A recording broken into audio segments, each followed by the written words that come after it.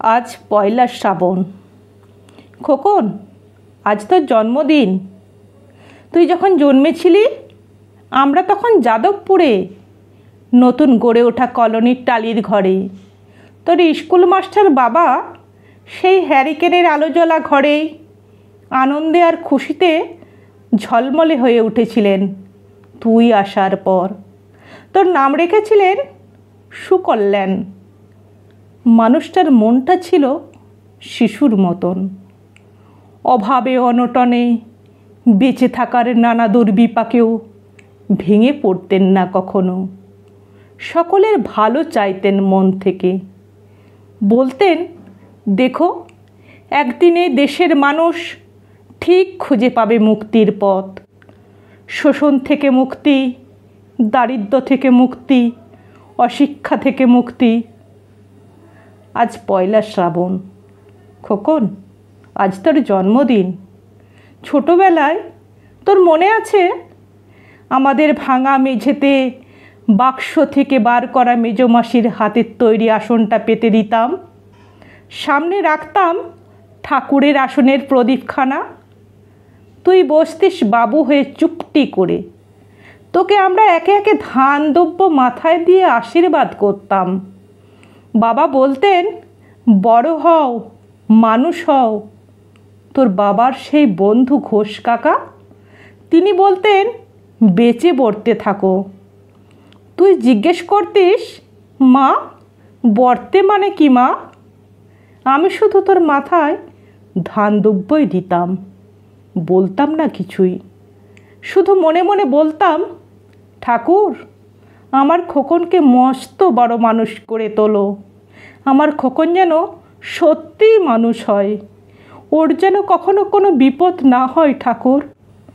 অভাবের সংসারে হই একটা দিন পয়লা শ্রাবণ। কষ্টের পয়সায় একটু বাড়তি দুধ নিতাম, পায়েস রান্না করে দিতাম তোকে। তুই খুব ভালোবাসতিস পায়েস খেতে।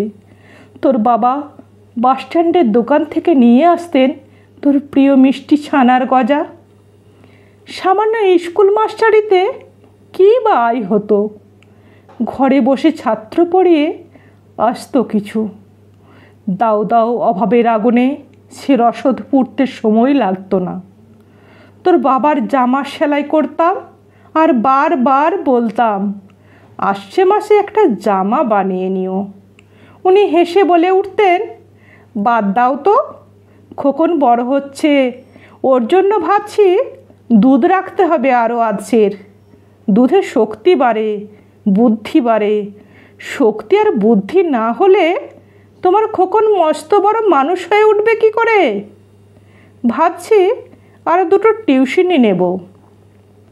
ছাত্র পড়িয়ে পড়িয়ে মানুষটা দিনের শেষে ক্লান্ত হয়ে যেতেন। বারান্দার ধার ঘেঁষে যখন রাতের অন্ধকারে জোনাকিরে ব্যস্ততা, আর ঘরে তোর পড়া মুখস্থ করার একটানা সুর আমাদের কলোনির ভাঙাচোরা বাড়িটাকে জীবন্ত করে রাখত। তখন আমায় বলতেন, খাওয়া দাওয়া একটু করো, তোমার চেহারাটা বড় ভেঙে পড়েছে দিন দিন। শাড়িটাও তো দেখছি বেশ ছিঁড়েছে। কালই আমি ফেরার পথে একটা শাড়ি নিয়ে আসবো, ধারেই আনবো। আমি বলতাম, ধুর, সামনে খোকনের উঁচু ক্লাস, কত বইপত্তর কিনতে হবে, কত খরচ। উনি দীর্ঘশ্বাস ফেলে চুপ করে যেতেন। জোনাকিরা নিঃশব্দ অদৃশ্য আলোর আলপনা আঁকত উঠোনের আগাছার ঝোপে। আবহ সঙ্গীতের মতো তুই ভেতরে বসে পড়া মুখস্থ করতিস, ইতিহাস, ভূগোল, গ্রামার। ঈশ্বর আমাদের নিরাশ করেননি। তুই কত বড় হলি, সব পরীক্ষায় কত ভালো ফল হলো তোর। বাবা বলতেন, আরও পড়ো, উচ্চ শিক্ষায় উচ্চ সম্মানের একমাত্র পথ। তুই আরও পড়লি, তারপর তোর চাকরি হলো কত বড় অফিসে। মনে আছে খোকা? প্রথম মাসের মাইনে হাতে পেয়েই তুই কত কি কিনে এনেছিলি। তখন তো আমরা উঠে এসেছি শ্যামবাজারে, দু কামরার বেশ সাজানো গোছানো বড় ফ্ল্যাট। তোর অফিস থেকেই তো দিয়েছিল।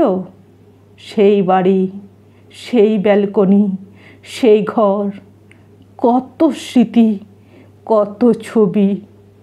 ওই বাড়িতেই তো আশ্বিনের ঝোড়ো বিকেলে, তোর মনে আছে খোকন? তোর বাবা যেদিনটাতে চলে গেলেন, মনে আছে? তুই তোর বাবার বুকের ওপর পড়ে যখন কাঁদছিলি আপোষ নয়নে, সদ্য স্বামী হারা আমি সেদিন তোর সেই অসহায় মুখ দেখে আরো বেশি করে ভেঙে পড়েছিলাম। তোকে বুকে টেনে নিয়েছিলাম ছোটবেলার মতো, বলেছিলাম, কাঁদিস না খোকা, আমি তো আছি।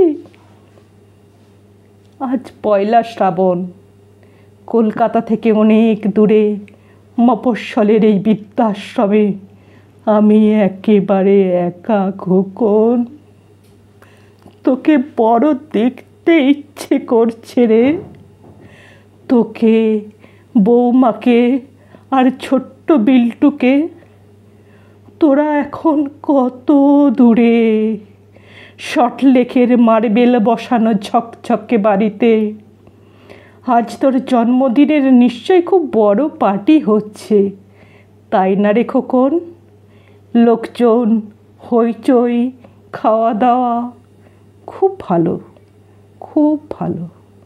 খোকন, আজ পয়লা শ্রাবণ। আজ বড় মনে পড়ছে যাদবপুরের ভাঙা ঘরে রাত্রে তুই আমার পাশে শুয়ে মাঝে মধ্যে হঠাৎ খুব ভয় পেয়ে জড়িয়ে ধরতিস আমাকে। আমি বলতাম, ভয় কী রে, আমি তো আছি। মা তো আছে খোকনের, যার মা থাকে তাকে কি ভূতে ধরে? তুই নিশ্চিন্ত হয়ে ঘুমিয়ে পড়তিস আমার বুক জুড়ে। তোর আধুনিক সংসারে এই বুড়িটার একটু ঠাঁই হলো না রে। প্রতিমাও তো মা, ওরও তো আছে আমার খোকনেরই মতো কোল আলো করা এক চাঁদের টুকরো। কিন্তু সময়ের কি আশ্চর্য পরিবর্তন। খোকন, তুই বোধহয় এখন আর পায়েস খাস না, তাই না রে? তুই জানিস না খোকন, আজ আমি সকালে পায়েস রান্না করেছি। হ্যাঁ, তোরই পাঠানো টাকায়। সারাদিন সেই পায়েসের বাটির সামনে নিয়ে বসে আছি রে, এখানে এই বৃদ্ধাশ্রমে, আমার একলা ঘরে, আর কেউ নেই। তুই একবার আসবি খোকন, একবার, শুধু একবার।